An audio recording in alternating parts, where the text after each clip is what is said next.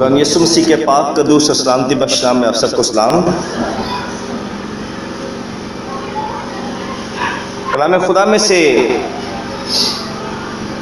हम अपनी रहनुमाई के लिए आज जिस उन्वान पर गौर करेंगे वो है बाप दादा का नकम्मा चाल चलन। इस पर एक बार पहले भी हम सीख चुके हैं, आज फिर इसी पर हम बात करेंगे। मेरे साथ निकालें पतरस का पहला आम खत, उसका पहला बाब, उसकी 18 और 19 आयत को। हमने कलाम मुकद्दस में से पढ़ा, यहाँ लिखा है, क्योंकि तुम जानते हो कि तुम्हारा नकम्मा चाल चलन जो बाप दादा से चला आता था, उससे तुम्हारी खलासी फानी चीज़ों से यानी सोने चांदी के ज़रिए से नहीं हुई, बल्कि किससे हुई है? खुदा यीशु मसीह के बेऐब खून के वसीला से। इस पर हमने पिछली बार भी बात की थी। हमने सीखा था कुछ अपने त्योहारों के बारे में कि कलामे खुदा में उनका जिक्र नहीं है, पर वो बुज़ुर्गों की रवायत है और बुज़ुर्गों की रवायत को कलाम से बढ़कर मसीही माशरे में इज़्ज़त दी जाती है। और अगर कोई उन बुज़ुर्गों की रवायत को मानने से इनकार कर दे या ये कह दे कि ये कलाम के मुताबिक ठीक नहीं है, तो फिर वहाँ जो बुज़ुर्गों की रवायत के मुश्ताक लोग हैं वो नाराज़ हो जाते हैं। वो कहते हैं कि नहीं, ये तो बहुत गलत बात हो रही है, या ये लोग तो मसीहत से ही खारिज हो रहे हैं। उनके जहन में दरअसल पहली बात तो ये है कि वो ये समझते हैं कि शायद मसीहत की बुनियाद बुज़ुर्गों ही ने रखी है, उन्हीं बुज़ुर्गों ने रखी है, और उन्होंने ही मसीहत में सारे रवायतें और बाकी चीज़ों को कायम किया है। उन्होंने एक अरसा इसके साथ जान फिशानी के साथ काम किया है। तो उन्हें हटाने का मतलब है कि हम बुज़ुर्गों को नहीं मानते और बुज़ुर्ग तो खुदा ने दिए हैं, इसलिए हम उन बुज़ुर्गों को मानने से इनकार कर देते हैं जिन्हें खुदा ने खड़ा किया है। मेरे जीजो, इसे आम लफ्ज़ों में समझ लें कि अपने बड़े बूढ़ों की प्रस्ती कहते हैं, बाप दादा प्रस्ती या बुज़ुर्ग प्रस्ती कहते हैं इसे। और हकीकत में जो इसका नाम लिया जाता है वो है इंसानों की इंसान प्रस्ती, आदमी प्रस्ती। एक तरफ कलाम है, दूसरी तरफ बाप दादा के दिए हुए रस्मों रिवाज हैं जिनका बाइबल से वास्ता नहीं है, पर हम बाइबल को पीछे हटा देते हैं और हम ये कहते हैं कि उन्हें ज़्यादा समझ थी। हम बाइबल को हटाकर हम बुज़ुर्गों की तरफ तवज्जो करना शुरू कर देते हैं और फिर इसी तरह से उस सिस्टम को हम भी चाहते हैं कि इसी तरह से ये चलता रहे। और बाज़ औक़ात तो ऐसा होता है कि लोग ये समझते हैं कि अगर असा ओ वाली गल उन्होंने छड़ दी थी ना तो दुनिया सानू लानत मलामत करेगी कि लो इन्होंने पता ही नहीं सी। जैसे क्रिसमस की बात की थी मैंने, लोग ये सोचते हैं कि अगर आज हम ये कह दें कि क्रिसमस मसीह की पैदाइश नहीं है तो हमारी पूरी दुनिया में जो है वो शर्म से निगाहें झुक जाएंगी। लोग कहेंगे लो जी इन्होंने तो यीशु की पैदाइश ही नहीं पता कि किहड़े दिन हुई है, तो एवं इन्ने साल तो मनांडे सन। तो वो शर्मिंदगी से बचने के लिए अपने आप को बुज़ुर्गों की झूठ की बनाई हुई चादर में लपेट कर रखना चाहते हैं। मेरे जीजो, बात यह है कि बाइबल कहती है कि अपना इकरार करो, अपना गुनाह या अपनी कोई भी झूठी रवायत या झूठ को छुपाने से बात नहीं बनेगी। अपने आप को खुदा के सामने ले आएं और ये कहें कि बेशक हमारे बुज़ुर्गों ने इस मामले में हमें झूठ सिखाया है, तो अब हम इससे बाहर आते हैं। तो दुनिया चाहे जो मर्जी कहती रहे, पर खुदा की नज़र में तो सुरखरू होना चाहिए ना। हम दुनिया की नज़र में ठीक रहना चाहते हैं, खुदा हमें पसंद करे या ना करे इस बात की हमें परवाह नहीं है। कलाम खुदा में मेरे साथ एक और हवाला देखिए, इमसाल की किताब 22 बाब 28 आयत। इसको बुलंद आवाज से पढ़ें।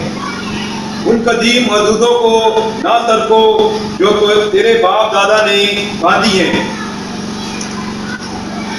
यहां लिखा है कि उन कदीम हदूद को ना सिरका, उन्हें सरकाना नहीं है। जो कदीम हदूद बुजुर्गों ने जो है मुकर्रर कर दी है, उन कदीम हदूद को आगे या पीछे नहीं करना। ये किसका फरमान है? कलाम का। कलाम कहता है कि उन कदीम हदूद को ना सरका जो तेरे बाप दादा ने बांधी है। जो बाप दादा ने बांध दिया है, जो बाप दादा ने तय कर लिया है, अगर वो रवायत है तो रहने दो, अगर वो कोई बातें हैं जिन पर कोई बंदिश वगैरह लगाई गई है तो वो भी रहने दो। जो बाप दादा ने तय कर दिया है उन्हें आगे या पीछे नहीं करना। बहुत सारे लोग ये कहते हैं, वो इस हवाला को देते हैं, कहते हैं देखा ना वहाँ पर लिखा है कि बाप दादा की हदूद को ना सरका, तो आप जो हमारे बाप दादा ने पहले से बांध रखा है उसे क्यों आगे पीछे करने की कोशिश करते हैं? उन्होंने कुछ अच्छा ही समझकर बांधा है ना, इसमें हमारी कोई फलाह बहबूद है, उन्होंने बांध दिया है, आप क्यों एतराज करते हैं? ये भी तो खुदा का फरमान है ना कि इन हदूद को आगे या पीछे ना सरकाओ। अब मैं यहाँ आप लोगों के चेहरे देख रहा हूँ, आप लोग भी पजल हो चुके हैं कि ये भी कलाम कहता है तो कलाम ठीक ही कह रहा है कि अगर नहीं सरकाने का हुक्म है तो नहीं सरकाना चाहिए। हम क्यों इन चीज़ों की मुखालफत करते हैं जो बाप दादा ने ठहरा दी हैं? मेरे अजीज़ों, पहली बात तो ये है कि हमें ये जानना है कि बाप दादा ने जो चीज़ें कायम की हैं, अगर वो खुदा के कलाम के खिलाफ कायम की हैं तो उन्हें सरका देना चाहिए, बल्कि उन्हें मिटा देना चाहिए, बिल्कुल सफ़ाए हस्ती से ख़त्म कर देना चाहिए। पर अगर वो कलाम की मुताबिकत से हैं, कलाम के मुताबिक हैं, तो फिर हम उन्हें ऐसा ही रखें, ऐसा ही कहें जैसा यहाँ पर सुलेमान कहता है कि बाप दादा की बांधी हुई सरहदों को ना सरकाओ। आमीन, आमीन। बात समझ में आई या कि मुश्किल थी? समझ में आई?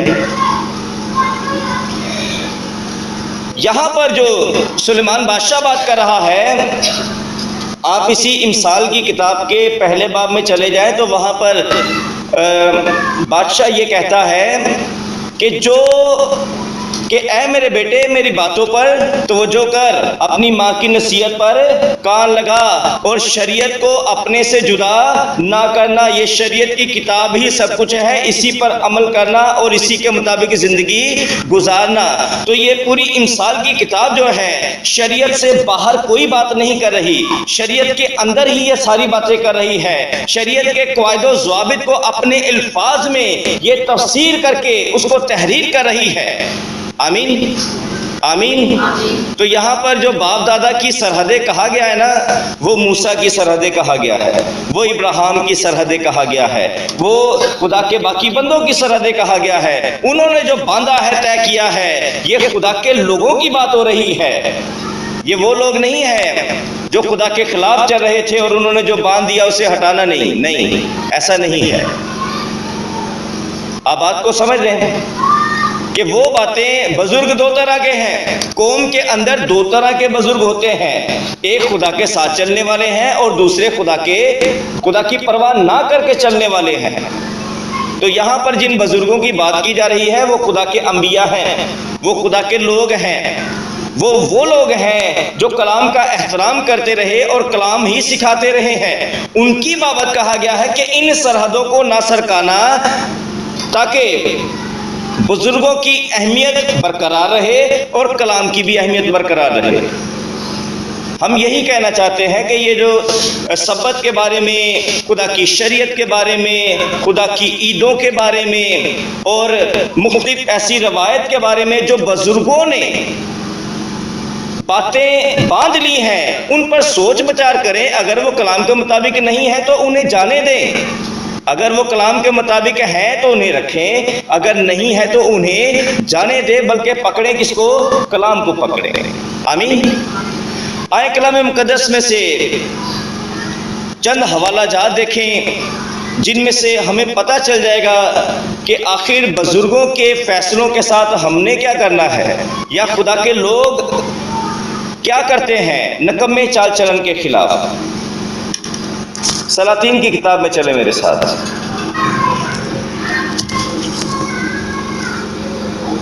पहला सलातीन इसका 11 बाब पहली आयत से मैं पढ़ना शुरू करता हूँ। यहाँ लिखा है, और सुलेमान बादशाह फराउन की बेटी के अलावा बहुत सी अजनबी औरतों को यानी मुआबी, अमूनी, अदूमी, सैदानी और हत्ती औरतों से मोहब्बत करने लगा।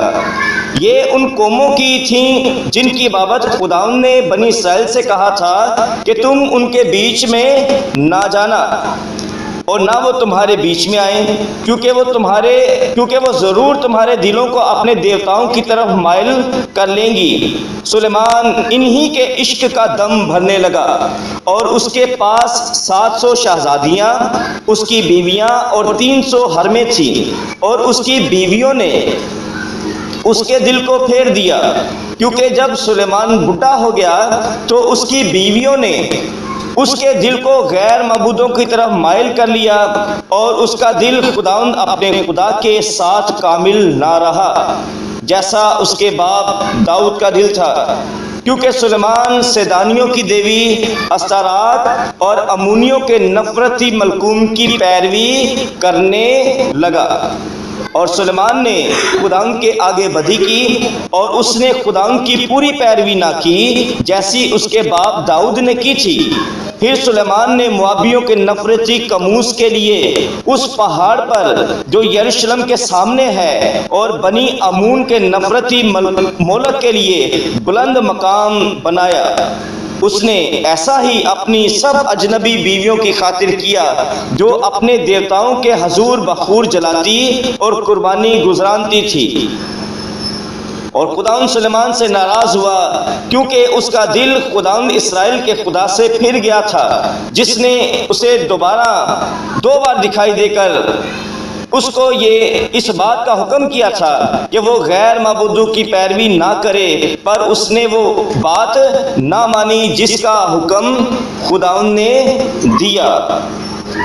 हम देखते हैं कि सुलेमान बादशाह जो खुदावंद का बहुत प्यारा रहा, जिसने हैकल को तामीर किया और खुदावंद इस पर इस कदर मेहरबान था, खुदा ने इससे कहा कि मांग, तू मुझसे क्या मांगता है, और उसने हिकमत और दानाई मांगी। उसके बाद खुदावंद ने इसे तमाम तर इसकी सल्तनत में अमन बख्शा, इसकी सल्तनत में जंग नहीं हुई, हर तरफ से इसको अमन बख्शा, और ये दौलत में, शोहरत में बनी इस्राएल के तमाम तर बादशाहों में सबसे आला मर्तबा पर था। इसके जितनी दौलत किसी के पास ना थी और इसके जैसी हिकमत और शोहरत भी किसी दूसरे के पास यकीनन नहीं थी। कलाम खुदा में ये बताता है कि सुलेमान बादशाह जो कि दाऊद बादशाह का बेटा है, सुलेमान बादशाह अपनी उम्र के आखिरी हिस्सा में अपनी गैर कौम बीवियों के साथ मिलकर वो उनके देवताओं की पैरवी करने लगा। ऐसा ही है। और यहाँ तक वो उन पर मेहरबान था कि उसने अपने ही वादा के मुल्क में, जिसमें खुदा इन्हें लेकर आया था, उसमें अपनी बीवियों को खुश करने के लिए उनके देवताओं के मंदिर बनवा के दिए। और सिर्फ मंदिर ही नहीं, बल्कि शाही खजाना में से वो उन्हें दिया करता था कि इनके आगे कुर्बानियाँ चढ़ाएं, नजरें चढ़ाएं, और काहिन मुकर्रर किए गए उनकी बीवियों के लिए, उनके देवताओं के लिए।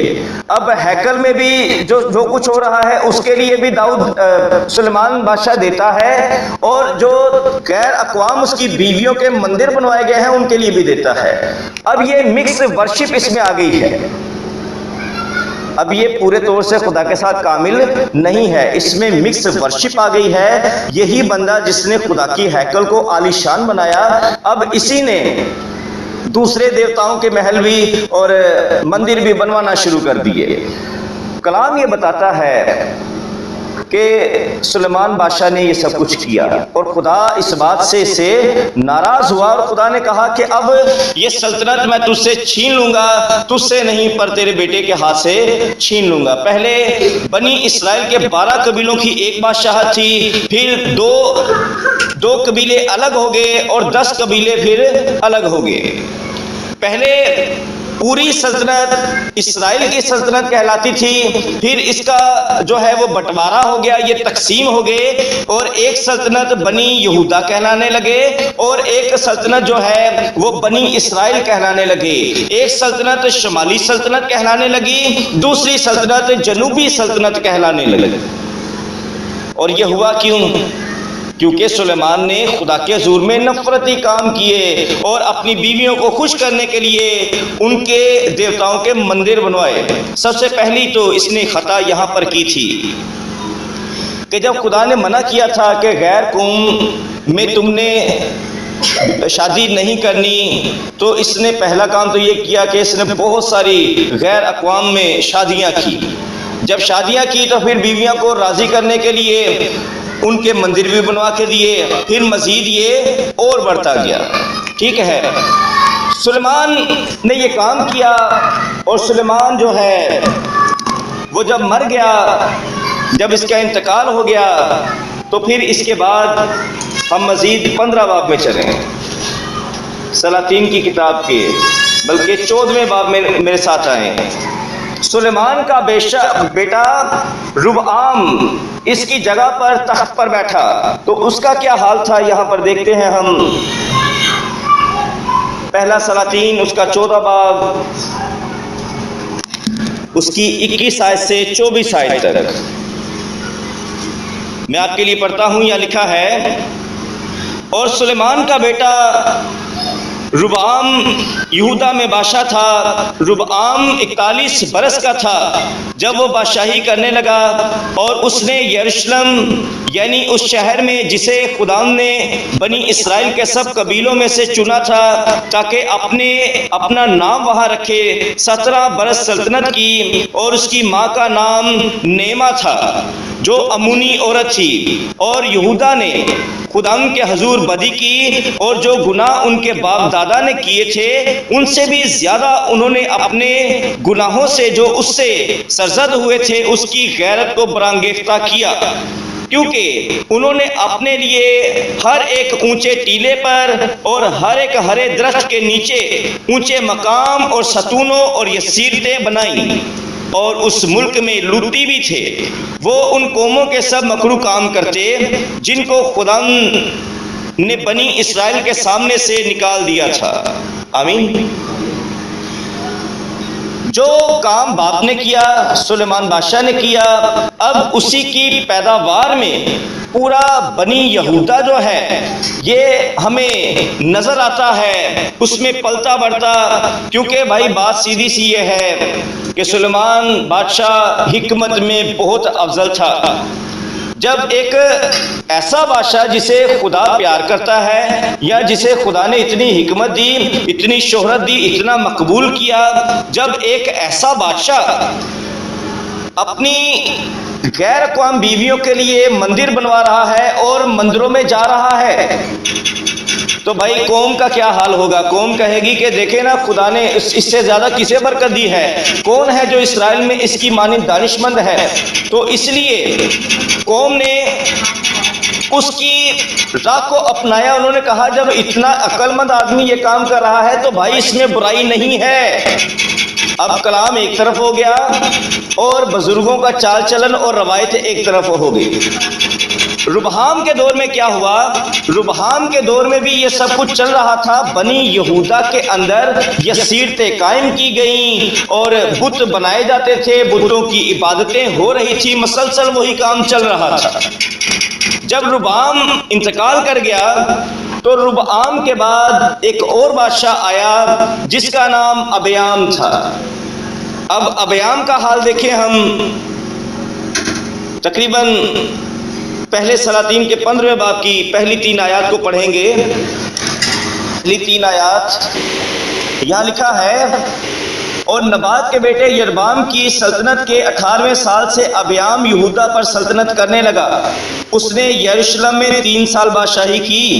उसकी माँ का नाम माका था, जो अबी सलूम की बेटी थी। उसने अपने बाप के सब गुनाहों में जो उसने उससे पहले किए थे उसकी रविश अख्तियार की। जो उसने उससे पहले किए थे उसकी रविश अख्तियार की, और उसका दिल खुदावंद अपने खुदा के साथ कामिल ना था, जैसा उसके बाप दाऊद का था। अब ये तीसरा बादशाह बनी यहूदा पर सल्तनत करने लगा, पर यह तीसरा बादशाह भी वही काम कर रहा है जो खुदा की नज़र में बुरा है। पहले सुलेमान बादशाह ने काम किया, बुत परस्ती की। उसके बाद रुबआम भी वही काम कर रहा है। उसके बाद रुबआम का बेटा अबयाम भी वही काम कर रहा है। यानी कि अबयाम का दादा अपनी राह से फिरा, अबयाम का बाप अपनी राह से फिरा, और अबयाम की भी वही राह है। यहाँ पर बाप और दादा की बात आ गई। बाप भी बदी कर रहा है खुदा की नज़र में, और दादा हजूर भी बदी कर रहे हैं। तो बाइबल जहाँ कहती है ना कि बाप दादा का चाल चलन, तो मेरी एक बात याद रखिएगा। ठीक है, हमें बुजुर्गों की इज्जत करनी चाहिए, बुजुर्गों का एहतराम करना चाहिए। पर अगर बुजुर्ग कलाम का एहतराम ना करे तो फिर वहां पर आपको सोचना चाहिए कि बुजुर्ग की माननी है या कि कलाम बुजुर्ग की माननी है। सबसे बड़ा बुजुर्ग कौन है? कलाम है। सबसे ज्यादा मोतबर कौन है? कलाम है। मेरे अपने बुजुर्गों से भी ज्यादा मोतबर और ज्यादा अजमत वाला कलाम है। अगर कलाम के मुखालिफ मेरा बुजुर्ग है तो मुझे सोचना पड़ेगा।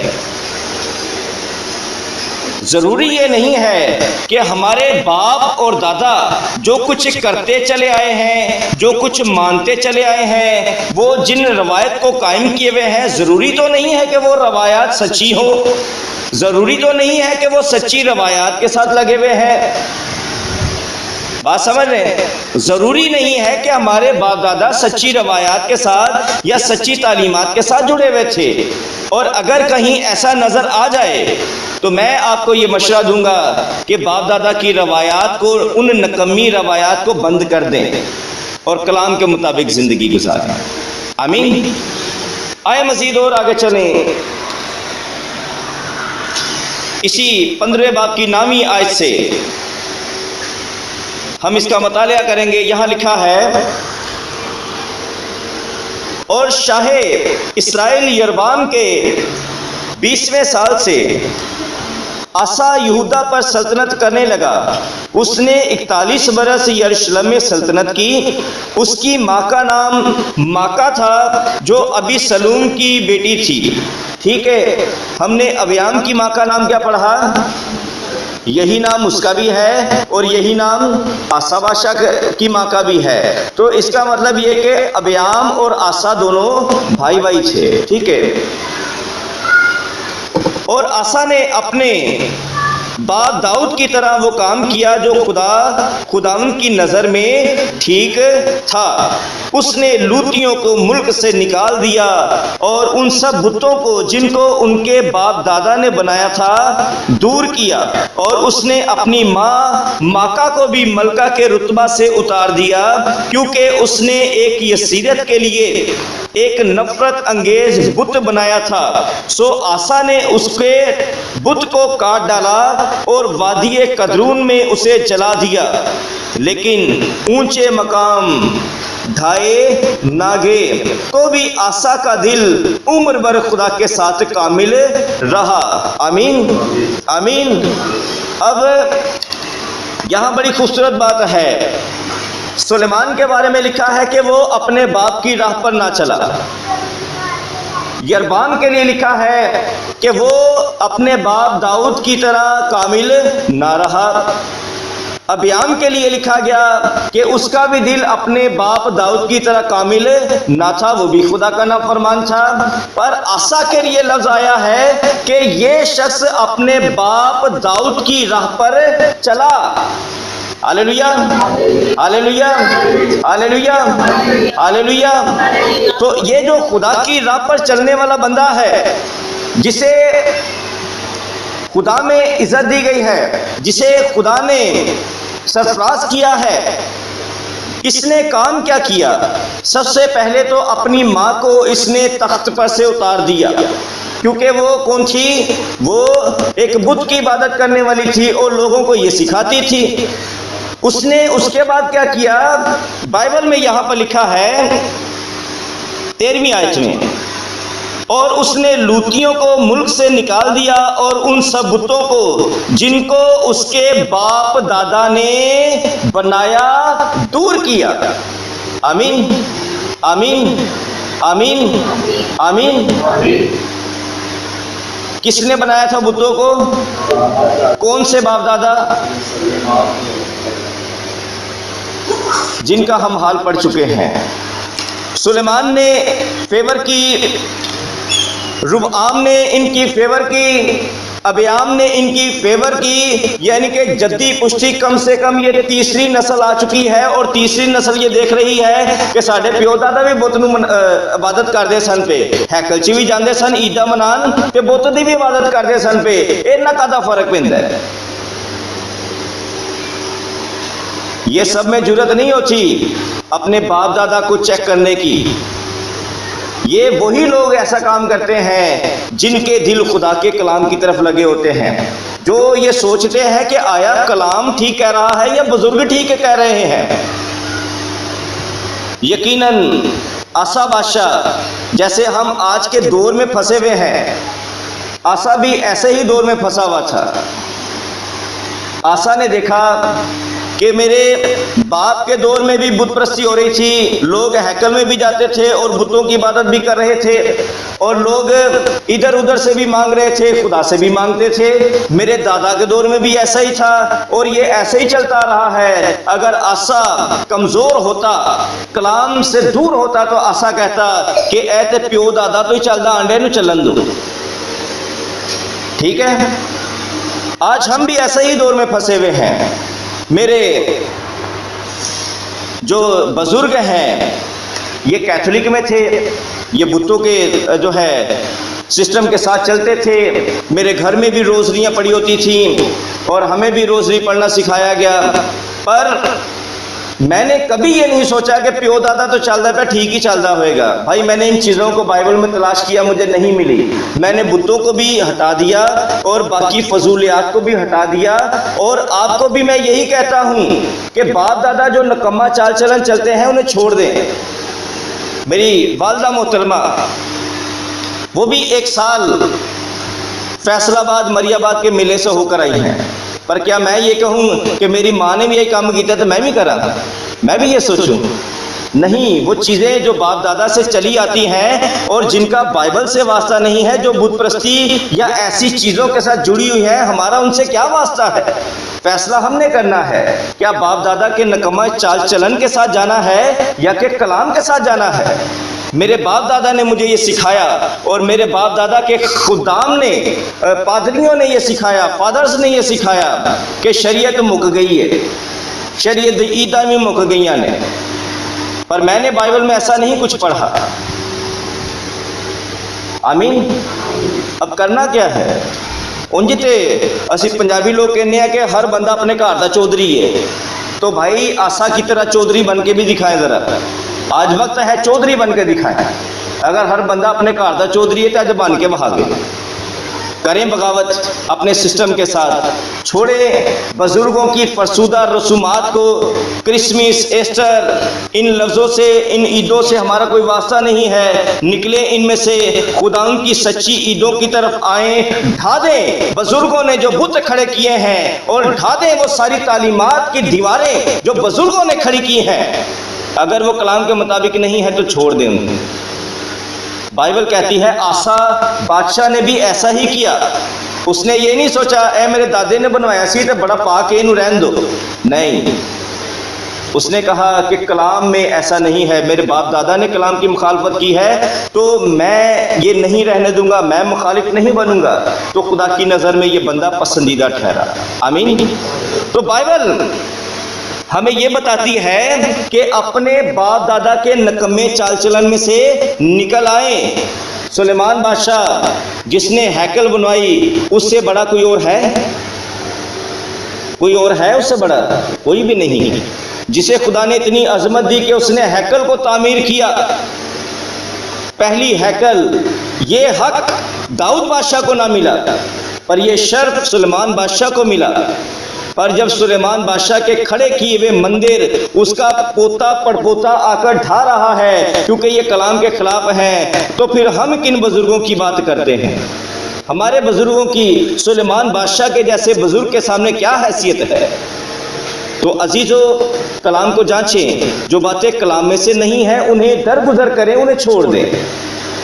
कलाम खुदा ने हमें आज बहुत कुछ सिखाया है और हमें तकवीत दी है कि हम बाप दादा के नकम्मे चाल चलन पर गौर कर सकें।